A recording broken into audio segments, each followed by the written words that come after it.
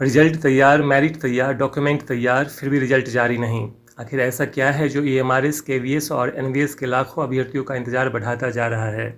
क्या एजेंसी इस बार कोई जोखिम नहीं लेना चाहती? क्या पिछले विवादों ने भर्ती प्रक्रिया को पूरी तरह बदल कर रख दिया है? या फिर रिजल्ट जारी होने से पहले हर छोटी बड़ी चीज़ों को इस बार देखा जा रहा है, जांचा जा रहा है? हाय एवरीवन, पिछले कई दिनों से लाखों अभ्यर्थियों की सुबह रिजल्ट की खबर खोजते हुए शुरू हो रही है और रात उसी इंतज़ार में ख़त्म हो रही है। हर दिन एक नया सवाल, हर दिन एक नया अफवाह। लेकिन आज इस वीडियो में हम उन संभावित कारणों पर बात करेंगे जो ईएमआरएस, केवीएस और एनवीएस के रिजल्ट में हो रही देरी के पीछे हो सकते हैं।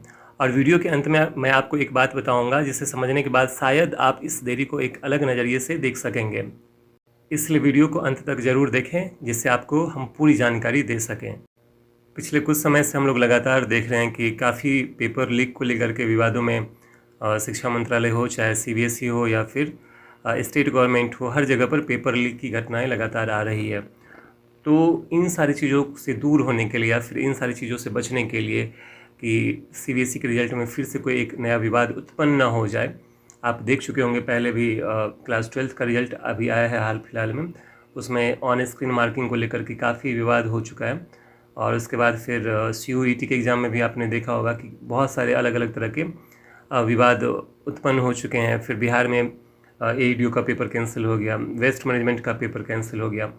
तो इन सारी चीज़ों को अगर आप गौर करें, CBSE के कई सारे एग्ज़ाम ऐसे हो रहे हैं अभी जिस पर आरोप लगातार लगाए जा रहे हैं। और सबसे बड़ा जो पेपर लीक है वो नीट का लेकर जो अभी पूरे देश में माहौल बना हुआ है, उन चीज़ों को देखते हुए CBSE और जो हमारी कंडक्टिंग बॉडी है वो काफ़ी सतर्क चल रहे हैं।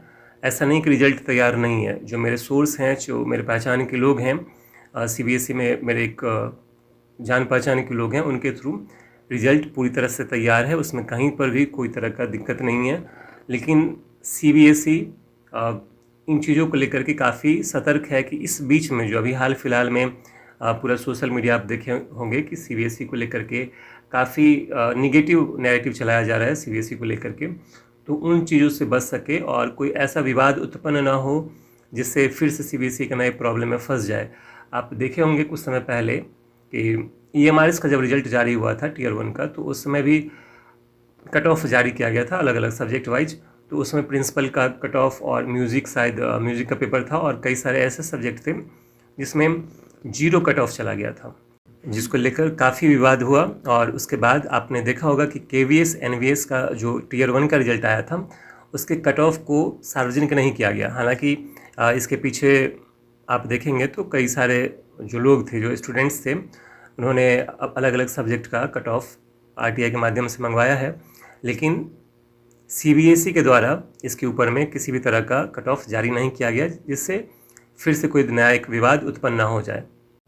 अगर इन चीज़ों को हम लोग देखते हैं, चाहे CBSE का 12th क्लास का रिजल्ट हो, चाहे नीट पेपर लीक हो, चाहे बिहार का AEDU का पेपर लीक हो, वेस्ट मैनेजमेंट का पेपर लीक हो, अभी दरोगा मेंस का पेपर लीक हो, और उसके अलावा जितने भी सेंट्रल लेवल पे एग्ज़ाम हैं लगभग में आप धांधली सुन रहे होंगे। CBSE इसमें इस बीच में एक मोहरा की तरह बन गया है अभी आप देखेंगे तो इन चीज़ों से बचने के लिए संभवतः हो सकता है कि एक कारण हो कि जो रिज़ल्ट तैयार हो चुका है उस रिज़ल्ट को दोबारा कैटेगरी वाइज, चाहे उसका नंबर क्रॉस चेक करना हो, चाहे कैटेगरी चेक किया जा रहा हो, तो हर एक चीज़ को फिर से रीवैल्यूएट किया जा रहा हो, जिससे दोबारा कोई इस तरह का त्रुटि ना हो, जिससे के कारण से फिर एक नया हंगामा, फिर एक नया माहौल क्रिएट हो, जिससे CBSE और सेंट्रल गवर्नमेंट की बदनामी हो। इन सारी चीज़ों को अगर हम देखते हैं कंपाइल करके, तो आप समझ सकते हैं कि रिज़ल्ट में कुछ देरी हो सकता है अभी, लेकिन इसका मतलब ये नहीं कि आपका रिज़ल्ट तैयार नहीं है। रिज़ल्ट में बहुत ज़्यादा समय लगेगा, रिज़ल्ट बहुत जल्द से जल्द निकल सकता है, लेकिन छात्रों को पेशेंस बना करके रखना होगा। जो रिज़ल्ट जब भी आए अच्छे से आए, हर कैटेगरी का अच्छा रिज़ल्ट हो, और जो भी छात्र हैं, जो मेरिट वाले छात्र हैं, उनका रिज़ल्ट हो, ना कि कई बार जो हेरफेर हो जाता है रिज़ल्ट में, इस तरह की घटनाएं हों।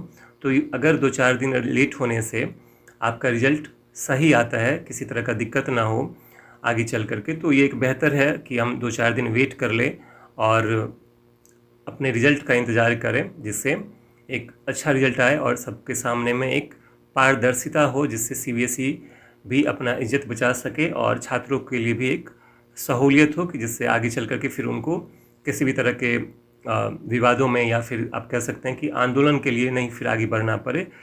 तो 2-4 दिन के अंदर ही रिजल्ट संभवतः आ जाएगा, लेकिन अगर थोड़ा बहुत लेट है तो छात्रों को इन चीज़ों को समझना चाहिए कि ये लेट आपके हित में ही है और जब भी आएगा आपके लिए बेहतर परिणाम लेकर के आएगा। धन्यवाद।